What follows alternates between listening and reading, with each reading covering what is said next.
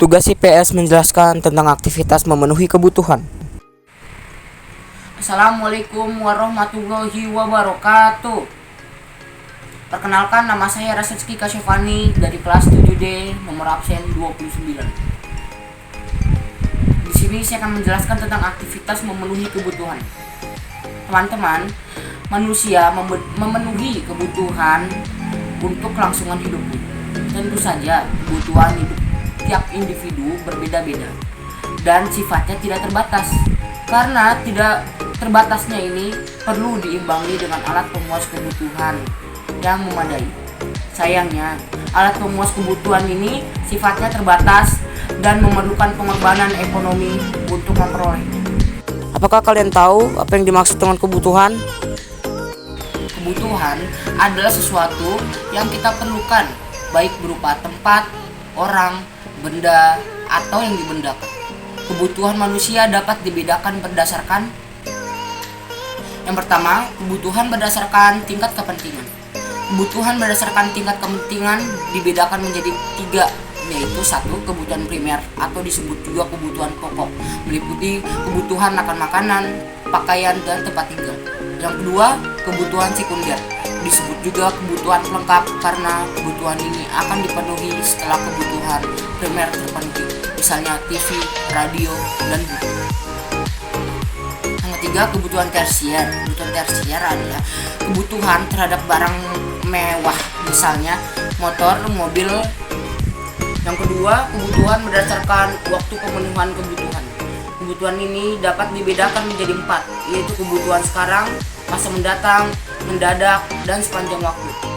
Kebutuhan sekarang merupakan kebutuhan yang harus dipenuhi pada saat dibutuhkan dan tidak dapat ditunda. Misalnya, orang sakit yang membutuhkan obat atau perawatan. Sedangkan kebutuhan masa mendatang bisa dilakukan dengan cara dipersiapkan dan dirancangkan, misalnya pergi haji. Sedangkan kebutuhan mendadak atau mendesak adalah kebutuhan yang terjadi secara tiba-tiba dan sifatnya insidental. Misalnya, masyarakat yang terkena banjir bandang membutuhkan pertolongan berupa makanan dan pakaian bersih saat itu juga. Sedangkan kebutuhan sepanjang waktu merupakan kebutuhan yang dipenuhi seseorang sampai tidak membutuhkannya lagi. Misalnya pendidikan. Seseorang terus belajar sampai akhir hayatnya. Yang ketiga, kebutuhan berdasarkan sifatnya. Kebutuhan ini dapat dikelompokkan menjadi 2, yaitu kebutuhan jasmani, misalnya berupa makanan dan obat-obatan. Yang kedua adalah kebutuhan rohani, misalnya rekreasi. Kebutuhan berdasarkan subjek. Kebutuhan selanjutnya adalah kebutuhan berdasarkan subjek. Kebutuhan ini dapat dibedakan menjadi 2, yaitu kebutuhan individu, misalnya makanan bagi yang lapar atau obat bagi yang sakit. Yang kedua, kebutuhan kelompok. Kebutuhan ini merupakan kebutuhan yang berkepuasan dan tujuannya pemenuhan dirasakan oleh kelompok atau golongan masyarakat. Contohnya, tempat ibadah atau jembatan penghubung antar desa. Faktor-faktor yang mempengaruhi kebutuhan. Teman-teman, apakah kalian tahu faktor apa saja yang mempengaruhi kebutuhan? Perbedaan tumbuhan tiap individu dipengaruhi oleh berbagai faktor, yaitu 1. Jenis kelamin mempengaruhi kebutuhan individu. Misalnya wanita membutuhkan riasan wajah untuk bekerja, sedangkan laki-laki memiliki kebutuhan yang simpel, misalnya baju dan lain-lain. Yang kedua, tingkat pendidikan. Perbedaan tingkat pendidikan mempengaruhi kebutuhan. Misalnya anak SD membutuhkan buku dan alat tulis dan dalam belajar, sedangkan anak SMA membutuhkan laptop untuk belajar. Yang ketiga, lingkungan tempat tinggal. Seseorang yang tinggal di pegunungan membutuhkan baju hangat, sedangkan orang yang tinggal di daerah pantai membutuhkan baju yang tipis. Yang keempat, kemajuan iptek.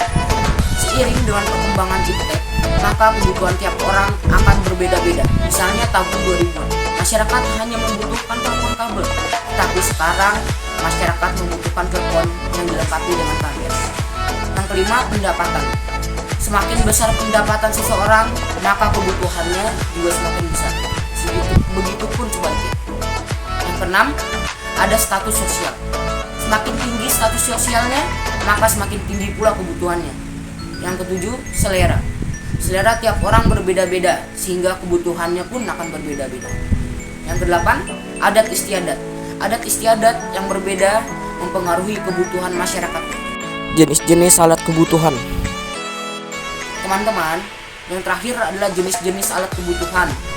Klasifikasinya adalah yang pertama, alat pemuas kebutuhan berdasarkan cara memperoleh. Dibagi menjadi A. Barang bebas. Adalah alat pemuas kebutuhan yang jumlahnya banyak, tidak terbatas, serta tidak perlu pengorbanan untuk memperolehnya, misalnya udara dan sinar matahari. B. Barang ekonomi. Barang yang membutuhkan pengorbanan untuk mendapatkannya, misalnya membeli baju, harus menggunakan uang. Yang C. Barang ilit. Barang yang ketika jumlahnya terbatas dapat dipakai untuk memenuhi kebutuhan manusia. Sedangkan ketika jumlahnya berlimpah justru menyebabkan bencana. Contohnya api. Yang kedua, alat pemuas kebutuhan berdasarkan hubungan dengan benda lain dapat kita bagi menjadi dua. A. Barang substitusi atau barang pengganti, misalnya nasi dapat diganti dengan mie instan. B. Barang komplementer atau barang pelengkap lainnya, misalnya handphone dan charger. Yang ketiga, alat pemuas kebutuhan berdasarkan tujuan penggunaannya dapat kita bedakan menjadi A. Barang produksi dan barang konsumsi. Contoh barang produksi, mesin yang memproduksi makanan atau minuman. Contoh barang konsumsi, makanan, pakaian, dan lain-lain. Yang keempat, alat pemuas kebutuhan berdasarkan proses pembuatannya dapat kita bedakan menjadi A. Barang mentah atau barang baku, misalnya kayu gelondongan dan biji kapas. B. Barang setengah jadi atau barang yang belum dapat dikonsumsi dan masih dalam proses produksi, misalnya adalah tepung gandum, kayu potong, dan lain-lain. Yang C. Barang jadi adalah hasil akhir dari pengolahan barang mentah dan barang setengah jadi. Teman-teman, demikianlah penjelasan saya mengenai aktivitas memenuhi kebutuhan. Semoga apa yang saya sampaikan dapat menambah ilmu dan wawasan. Terima kasih. Wassalamualaikum warahmatullahi wabarakatuh.